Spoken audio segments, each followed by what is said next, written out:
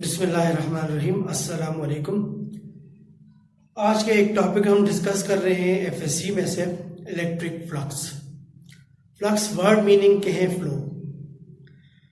तो अगर हम इलेक्ट्रिक फील्ड के केस में से कहें जस्ट डिफाइन करें तो हम उसे दो तरह से डिफाइन कर सकते हैं।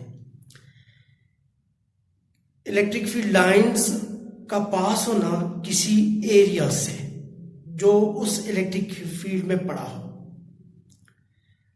नाउ अब उस एरिया पे डिस्कशन हम आगे करते हैं। Number of electric field lines passing through an area placed in that electric field is called electric flux. और मैथमेटिकली इसकी डिफिनेशन की जाती है, जिसे हम आगे प्रूव भी करते हैं। Dot product of electric field vector and area vector is called electric flux. Phi से रिप्रेजेंट किया जाता है और ई डॉट ए इसकी मैथमेटिकल डिफिनेशन है। जाहिर हुआ फ्लक्स एक स्केलर क्वांटिटी है। नाउ इलेक्ट्रिक फ्लक्स को एक्सप्लेन करने से पहले हमें कुछ डिस्कशन करनी होगी कि अगर आपसे पूछा जाए एरिया वेक्टर और स्केलर, तो उसका आंसर ही होगा मे और may not be. Area vector भी हो सकता है, एरिया स्केलर भी होगा। हम स्केलर किसको कहेंगे? एरिया एलिमेंट को, मैग्नीट्यूड को हम क्या नाम देंगे? Scalar area. और जब हम उसे आउटवर्ड नॉर्मल की डायरेक्शन दे देते हैं तो वो क्या बन जाएगा? वेक्टर एरिया, जिसे सरफेस एरिया भी कहा जाता है। तो surface area is a vector area, but flat area, a plain area is a scalar area. ठीक है, एरिया एलिमेंट है वो।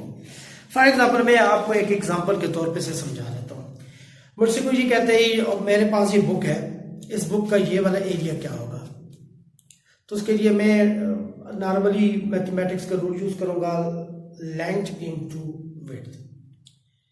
ठीक है, तो वो मुझे क्या मिल जाएगा? उसका एरिया मिल जाएगा। नाउ अब अगर मैं आपके लिए ये वाला सरफेस एरिया आपकी तरफ छोड़ रहा हूं, तो तब आप x इंटू वाई कैलकुलेट कर रहे हो ना, और एरिया कैलकुलेट कर रहे हो। लेकिन मैं आपको ये व्यू नहीं देता हूं और व्यू ये देता हूं, आपसे कहता हूं ये एरिया बताएं, तो आप ये वाला एरिया नहीं बता सकेंगे, क्योंकि आपके लिए जो व्यू में एरिया है वो तो ये है। तो इस एरिया को बताने के लिए you need this view, you need this normal incidence view. सही है। सो अगर मैं ये कहूं कि ये क्या होगा, फिर मैं कहूंगा ये एरिया एलिमेंट। वो क्या है? एरिया एलिमेंट है। लेकिन अगर उसे आपको ये नॉर्मल इंसिडेंस दी जाए तो मैं ये नॉर्मल इंसिडेंस देकर कहूंगा ये मार्कर कौन है? ये इस सरफेस का एरिया है और ये वेक्टर एरिया है।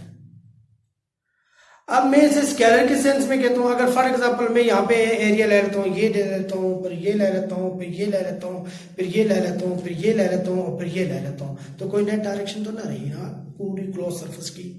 तो मैं इसके लिए क्या कहूंगा कि ये एक स्केलर एरिया है। एरिया एलिमेंट स्केलर होता है, सही है।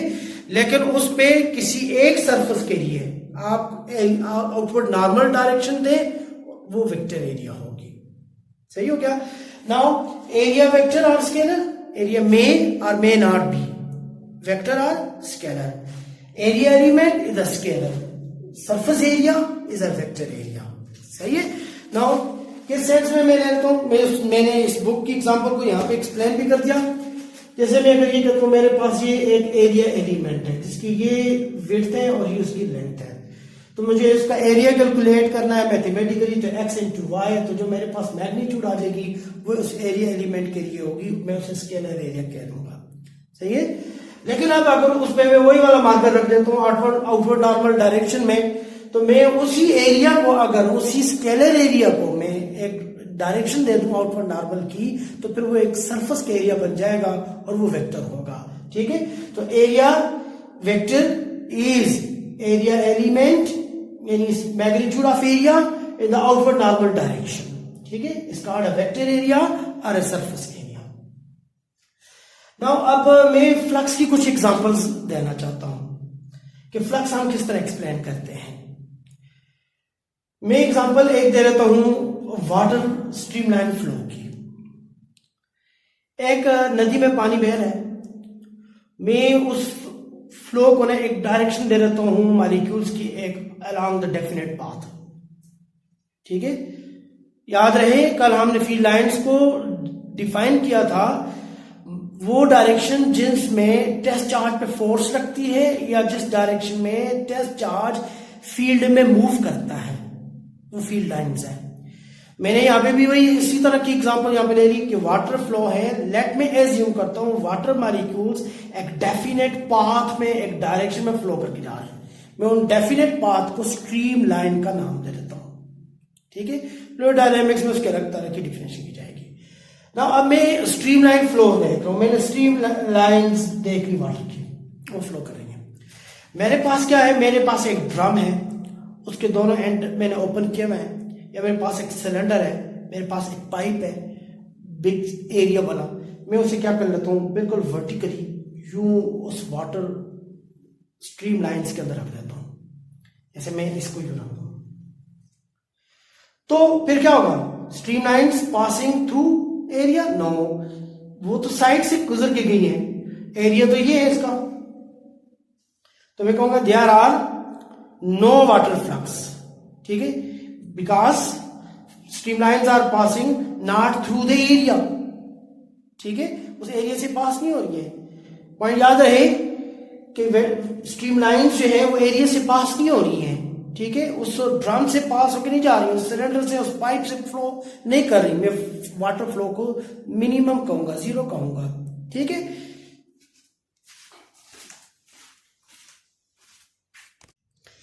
अब मैं क्या करता हूं, उसी ड्रम को along the stream line you जो है उसके अंदर फ्लो के अंदर रख देता हूं।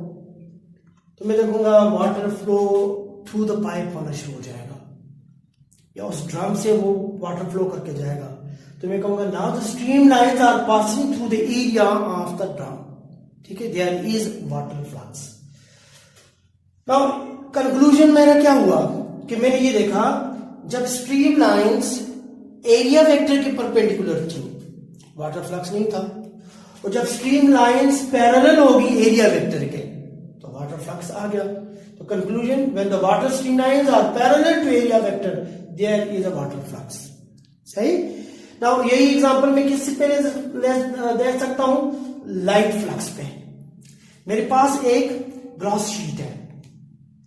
ठीक है, मेरे पास एक ग्लास शीट है, मैं उस ग्लास शीट पे लाइट फॉल करता हूं, लेकिन उस ग्लास शीट को इस तरह रख देता हूं, उस ग्लास शीट को इस तरह रख देता हूं, और लाइट आ जाए तो लाइट के लिए भी वैसे ही नॉर्मल ड्रॉ करेंगे, वेव फ्रंट पे उन्हें हम रेज का नाम दे देंगे। नाउ रेज, लाइट रेज आ रही है, यू पास होके आ रही है। ठीक है, मैंने वो ट्रांसपेरेंट ग्लास यू रख दिया। Now light rays are passing over the area. ठीक है, ओवर द एरिया, तो area element is placed parallel to light rays. Light rays are passing over the area but not through the area. ठीक है, now in that case area vector is outward normal direction. Now light rays are perpendicular to area vector. Light rays are passing over the area. There is no light flux. But when we place this area element in this orientation, now this is area vector. सही। Now light rays are passing through the area. ठीक है, there is light flux. तो when light rays are parallel to area vector there is light flux. सही। Now when light rays are passing over the area, ठीक है, there is no light flux.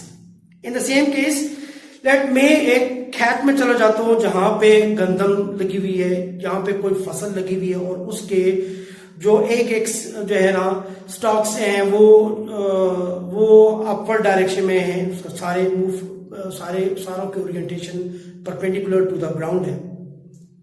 मैं क्या कर लेता हूं, एक फ्रेम बना लेता हूं, रेक्टेंगुलर फ्रेम बना लेता हूं, किसी एक वुडन पीसेस है, वुडन स्टिक्स है, और उसको मैं यू रख देता हूं इस तरह से ओरिएंटेशन में, उस गंदम की फील्ड के अंदर यू रख देता हूं।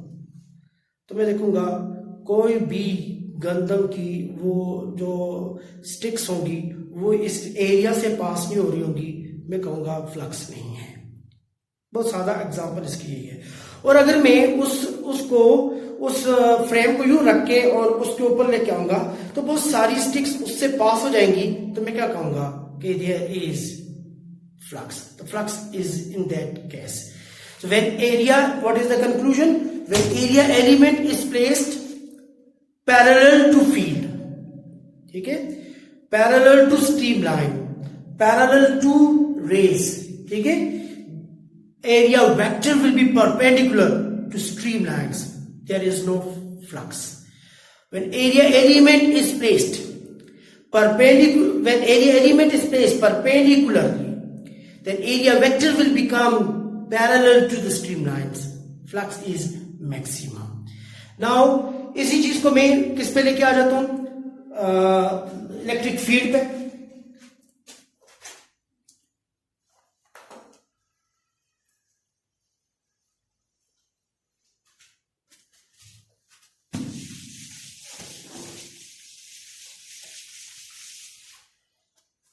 फॉर एग्जाम्पल मेरे पास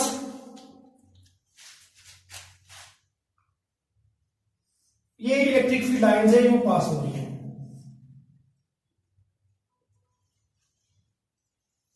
मैं एक एरिया एलिमेंट को उसके पैरेलल रख देता हूं। एरिया एलिमेंट जैसे मैंने बुक एग्जांपल ली, ठीक है। Now area vector will be perpendicular to the electric field lines. Clear? Now what will be the flux? Field lines are passing not through the area but over the area. Flux is minimum flux.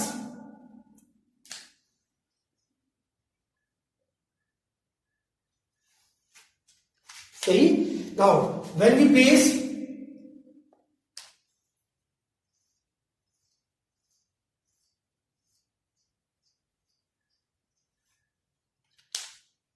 Area element perpendicular to electric field, area element यानी book को मैं electric field के perpendicular रख दूं, क्या होगा? Now area vector will become parallel to field lines, field lines will be maximum passes through the area, ठीक है। So there is maximum flux. सही। नाउ अगर मैं उस ओरिएंटेशन को यूं कर दूं,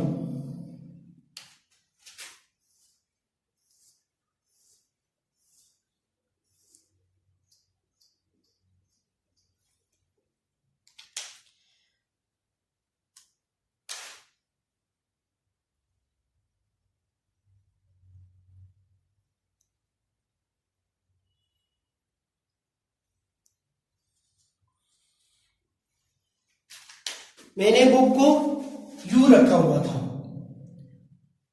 आउटवर्ड नॉर्मल अपवर्ड डायरेक्शन में, फ्लक्स मिनिमम। मैंने बुक को यू रख दिया, आउटवर्ड नॉर्मल पैरेलल हो गया, फ्लक्स मैक्सिमम। लेकिन अब बुक को मैंने यू रखा हुआ है, थोड़ा सा और ओरिएंटेशन, किसी एंगल थीटा ओरिएंटेशन के साथ रखा हुआ है, सही है। अब क्या होगा? नाउ एरिया वेक्टर जो मैं जब ड्रा करूंगा तो एरिया वेक्टर तो यू हो जाएगा। So there is an angle between area vector and E. There is an angle between E and A. Now अब अगर मैं for example E को U शो कर देता हूं, so this is an angle between E and A. So if a vector lies with certain angle in a plane, we have to resolve the components into the components. Let resolve into the components. Then the area having component this one and area having component this one. See? So this component is A cos of theta. ठीक है? This component is A sin of theta. Now, when A is parallel to E, flux is maximum. When A is perpendicular to E, flux is minimum. Calculate A sin theta is perpendicular to E it's flux is minimum, ये flux less component हुआ, सही है। Now A cos theta is projection of A in the direction of E, and that is the definition of the dot product, सही है। मैं क्या कहूंगा, if a component of a vector is in the direction of the second vector, this is defined as the scalar product. So what is the flux? Flux is defined as when E is given, yeah, A cos theta is a projection of A in the direction of E, सही है। So flux is equal to E A cos of theta, and we can define it the dot product of E and A. ठीक हो गया। Now flux किन किन factor पे depend करता है, इन एग्जांपल से ये जाहिर हो गया कि वो E पे डिपेंड करता है, वो A पे डिपेंड करता है, और E और A की ओरिएंटेशन एंगल थीटा पे डिपेंड करता है, सही है। लेकिन जब हम सरफेसेस पे आएंगे तो कल का मेरा टॉपिक ये होगा, मैं सरफेसेस पहले डिफाइन करूंगा। हम सरफेसेस किन को कहते हैं, कौन सी सरफेसेस को रेगुलर कहा जाएगा, किन को हम इरेगुलर सरफेसेस कहेंगे, और क्या प्रॉब्लम आते हैं जब हम फ्लक्स किसी भी सरफेसेस से कैलकुलेट करते हैं। Thank you.